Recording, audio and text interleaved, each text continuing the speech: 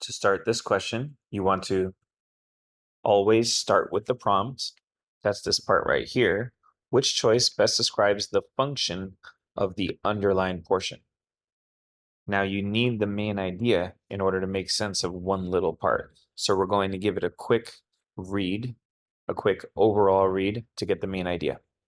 So the people of medieval Europe have been seen as uninterested in cleanliness and hygiene, but research has shown that to be a myth.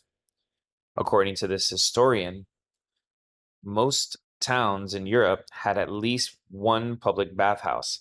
It often offered both full baths and more affordably steam baths. While such amenities were available mainly to town dwellers, regular bathing in rivers and streams or daily sponge baths at home were common practices throughout medieval Europe. So the main idea is that although people seemed uninterested in cleanliness, actually that was a myth. There were public bathhouses that people used, and it was actually more common to bathe in rivers or streams or sponge baths at home.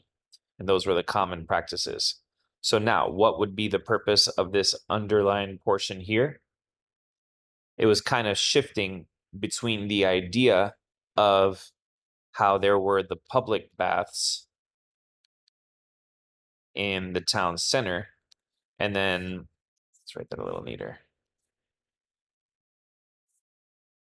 How there were the public baths in the town center, and how there were the personal ones at people's homes or right outside of people's homes. So that's how I'm interpreting it in my own words. Even if I'm wrong, this still puts me in a powerful position to be able to select the right answer. So let's look at the answers. A, the underlined portion asserts that in medieval Europe, steam baths were more popular in rural than urban areas. We're not really seeing a difference in how much people, maybe we are. So there were the steam baths, and those amenities were available mainly to town dwellers.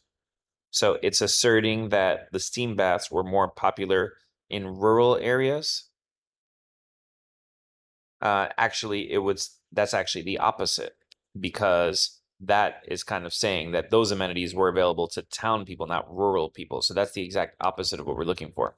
B, it describes a limitation of earlier historian studies. I don't think it's saying that their studies were limited. It was just telling us that those were the types of baths that town people tended to have available to them more. So it's not a limitation of the study. C, it concedes that not all people in medieval Europe had access to public bathhouses.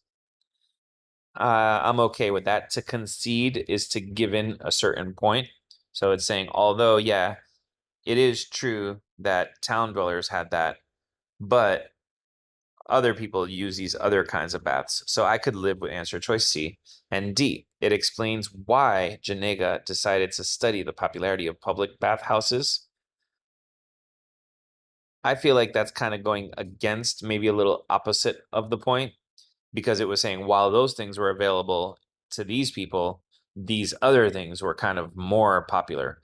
So if anything, they were really studying or really more interested in the popularity of what most people did, which was just in terms of the tone of it, which was the streams or the sponge baths. So that was kind of going against what they were saying, and just generally wrong.